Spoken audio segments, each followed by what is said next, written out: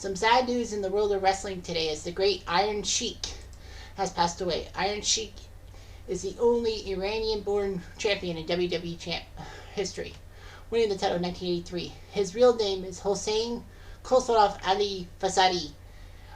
He is Persian. He was born in Iran and grew up in a working-class family and all of that. He idolized an Iranian Olympic gold medalist named Gulmarza Takiri and wanted to be a amateur wrestler.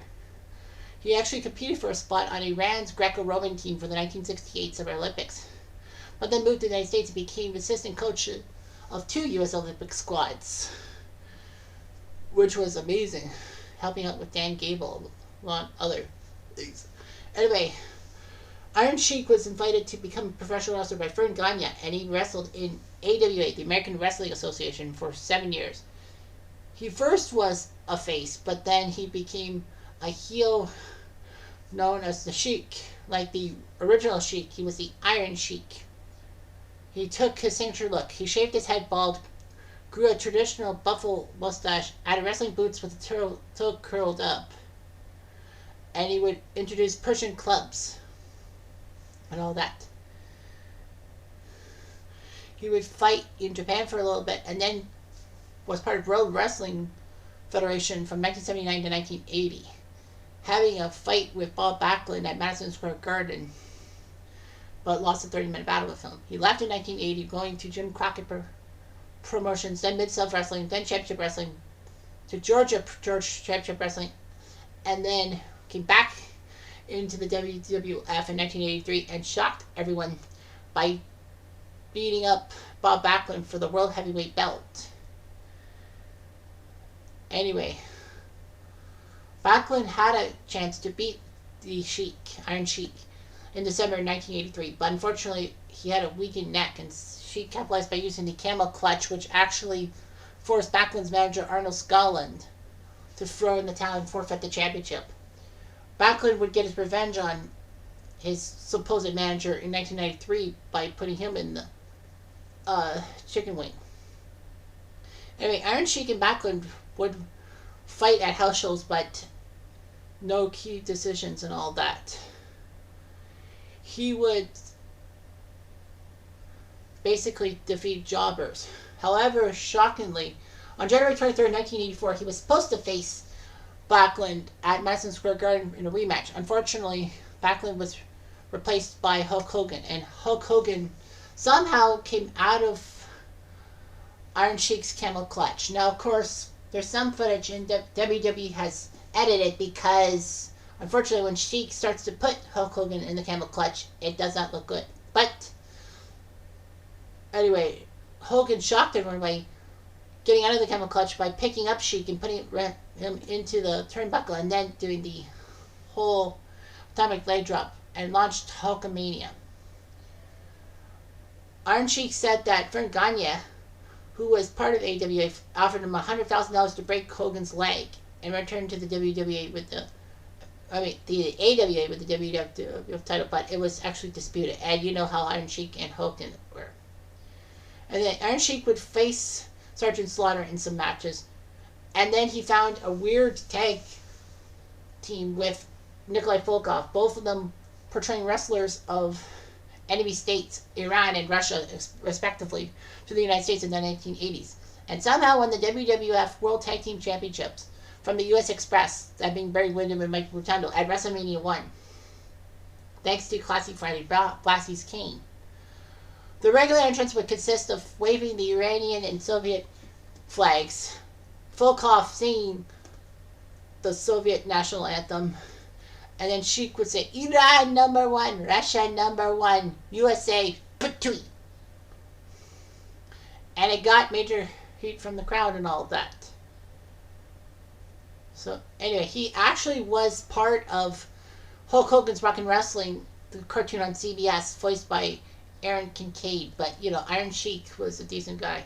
He was even in the music video for Cyndi Lauper's Goonies Are Good Enough. Anyway, Sheik and Volkov would be managed by the Dr. Style Slick after Freddie Blassie sold his wrestling stable.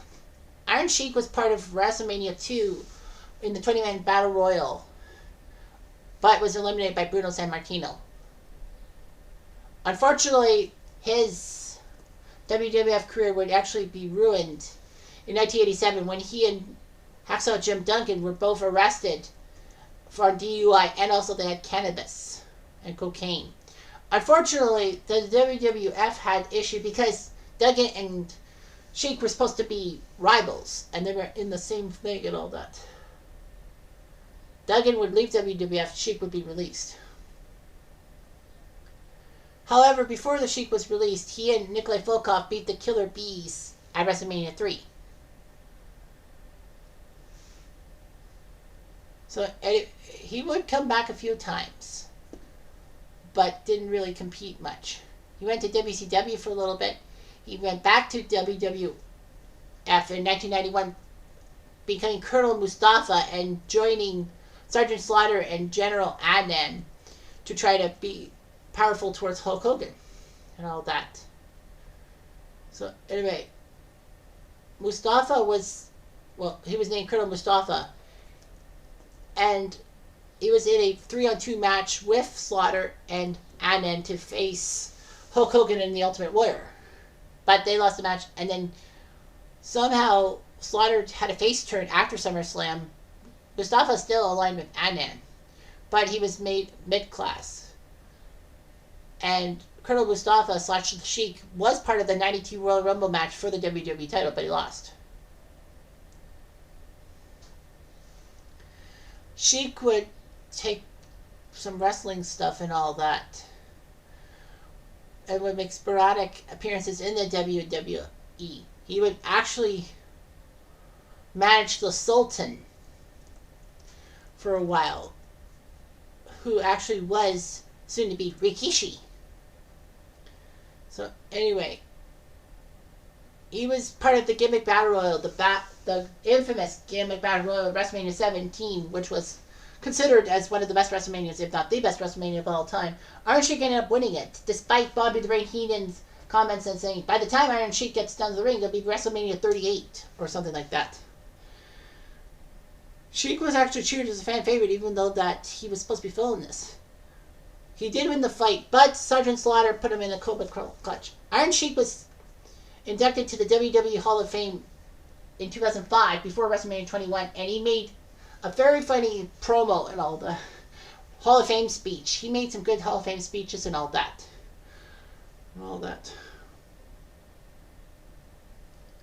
So anyway, Sheik would do some stuff and all that. And was featured on an episode of Biography by A&E, WWE Legends. All that. So anyway, he was in a few acting things. The biggest thing was in 2011 on the Canadian CBC show Kenny vs. Benny, in which Kenny Hotz and Spencer Rice would bet who'd be the better and all the stuff. They did the Who is a Better Pro Wrestler episode. But of course, Iron Sheik's rambling about Hulk Hogan and certain slurs he uses is not really good. And he would actually hit a beer bottle and hurt a naked Spenny. He was in Robot Chicken for a little bit, a few things. Iron Sheik was a Shia Muslim and a soldier in the Iranian army. He actually married American Carol Peterson in 1976, having 2 living daughters and 5 grandchildren. Unfortunately, his eldest daughter was murdered by her boyfriend at the age of 26. Unfortunately, Iron Sheik had drug problems. He tried to repair his family, but after Marissa's death, he couldn't quit drugs and all that. And anyway, he lost Carol for a couple of years, but she returned on the condition that Iron Sheik would sever ties with the friend who